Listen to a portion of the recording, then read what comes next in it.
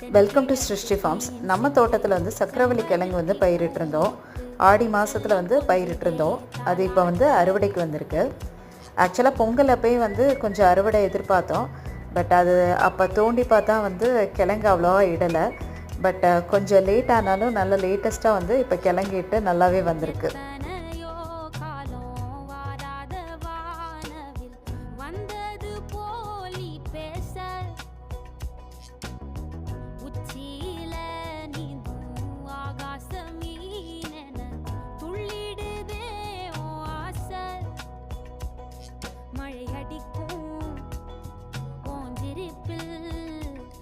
செடி முளைக்கும் நான் பூவாக, வெயில் அடிக்கும் நாள் வரைக்கும் கொடை பிடிப்பேன்